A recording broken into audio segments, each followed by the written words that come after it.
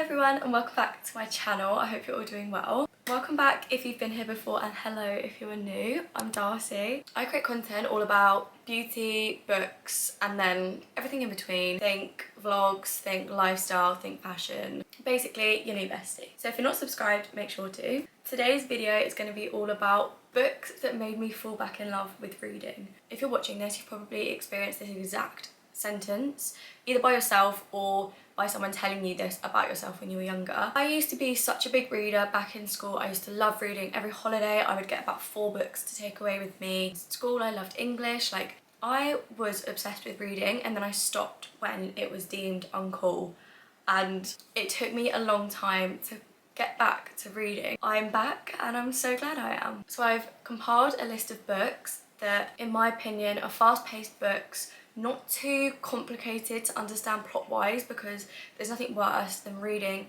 a hyped up book and not understanding any of the plot, any of the characters, literally what is going on. I feel like I've put together quite a good list. They keep you hooked, they're easy to understand, they're not too complex, the worlds aren't too intense. Honestly, reading for me has helped me so much in terms of my mental health, in terms of getting off my phone more, in terms of building my community online, in terms of my creativity. Literally in so many ways, I just am obsessed with reading, and once you get started into a good book, let alone a good book series, it's game over. You're literally glued to that book or to your Kindle indefinitely. If you're being a bit skeptical about whether to start reading again or not, I promise you, you will not regret it. So without further ado, let's get into the books that helped me fall back in love with reading.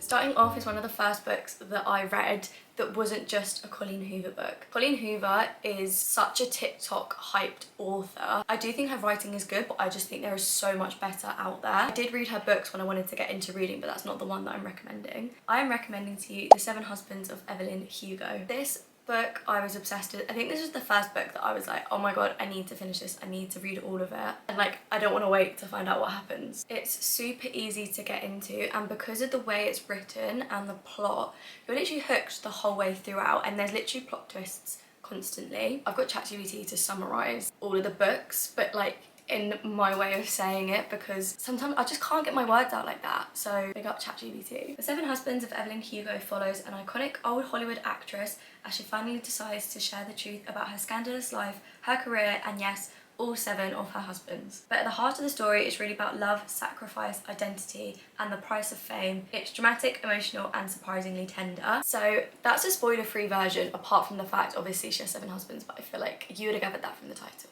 As someone that is trying to build a career in social media, in the spotlight, those kind of vibes, I just find it so interesting. Hearing someone that has experienced that, their backstory, their life, how they got to where they needed to be, what it took, what the price was, things they had to go through to get to their end point, and was it really worth it? It just shows you the good, the bad, the ugly, all of it. It just makes you fall in love with the main character. To put it simply, a girl is tasked with writing her memoir, her autobiography, and she has these interviews with Evelyn Hugo where she tells her everything, and I just loved this book so much. Okay, next. My next book, I read this on holiday, and it's not going to be for everyone. Like, obviously these books are just my opinion, but when I read this book, people were looking at me like I was a little bit weird. I read it while I was on holiday around the pool, and it is called How to Kill Your Family. Obviously that sounds random and weird. You literally get sucked in from the very beginning. There isn't many books that I would reread, and this is one of them. I probably read this, yes I was on holiday, but I probably read this in about 2 sittings. This book is dark humour for sure, and if you don't feel like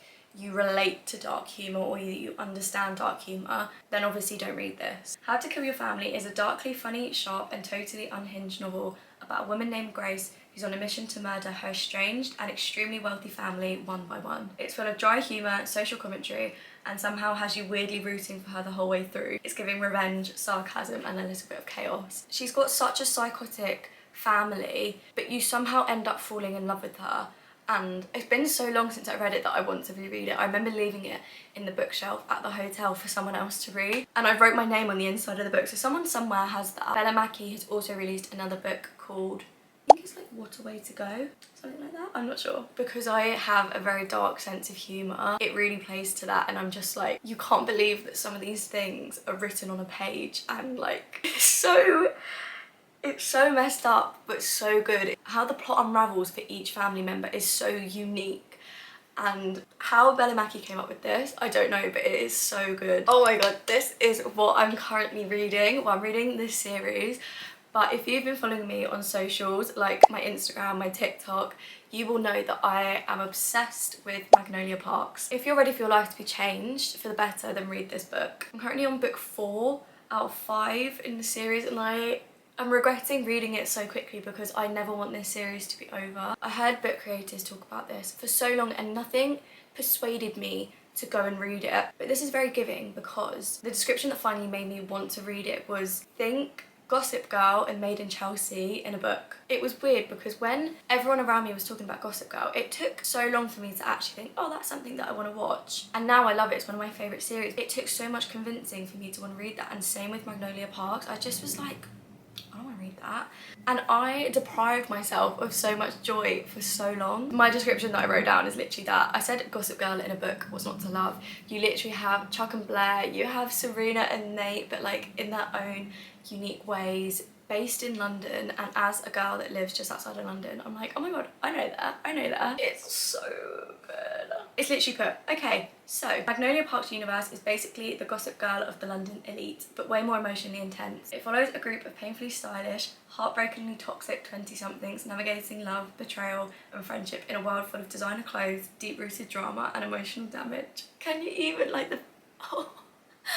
Every time, like, just side note, every time I'm reading one of these books, I literally could cry at any given moment just because of how, like, emotionally invested I am. Like, even thinking about some of their relationships, I literally could just burst into tears. Like, this isn't normal. The core story is between Magnolia and BJ, basically the most beautifully written situationship you'll ever spiral over. But each book gives you a different character's POV, all tangled in the same messy friend group.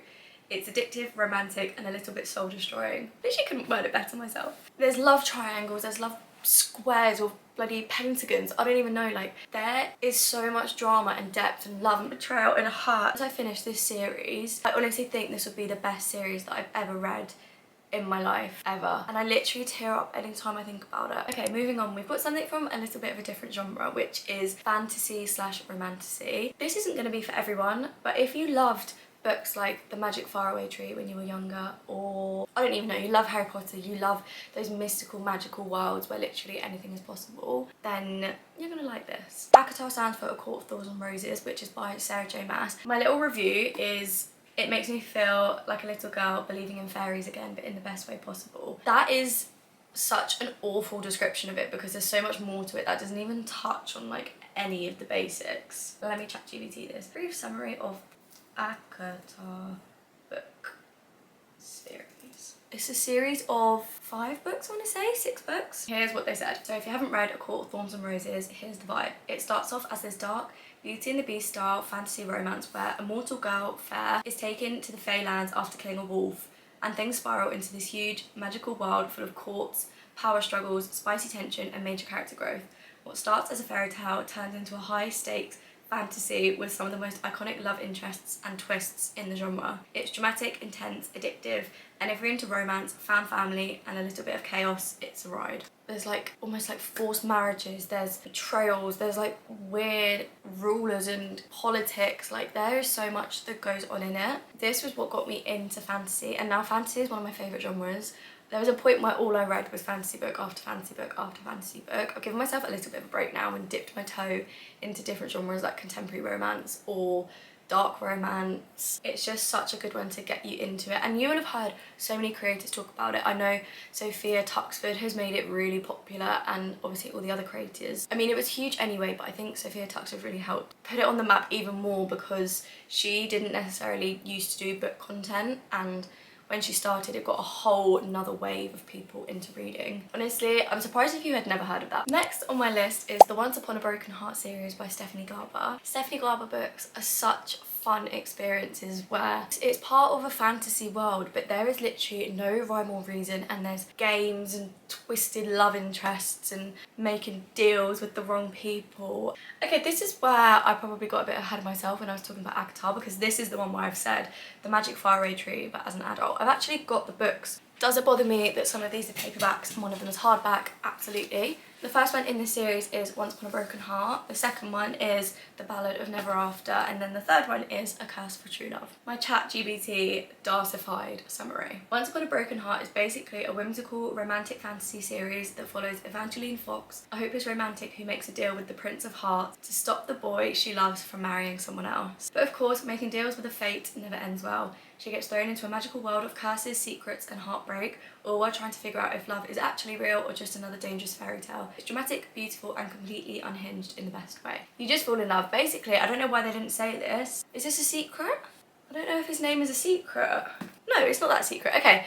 The Prince of Hearts' name is Jax, and we love Jax. And Jax is also in a series called the Caraval trilogy, that's it. But they're so good. They're whimsical, fun, a good time, an easy read, a quick read. You still get invested, but the stakes aren't as high. Like, there's still things like people may die, but it might not be forever. Like, it's just not as high stake, and it's just a fun read, a good palate cleanser. Also, why did it take me so long to learn what MMC meant? For anyone that doesn't know, like me, MMC, male main character, FMC, female main character, POV is point of view. I think that's all the abbreviations, I'm not really sure. It took me a long time and I wish someone had made this video. And finally on this list, I feel like unintentionally I started out with the more normal world ones and then the fantasy ones. So finishing off, we have a book called Quicksilver. This is the last book I read last year, I think. Literally rounded off 2024 with it. It is literally an emotional roller coaster.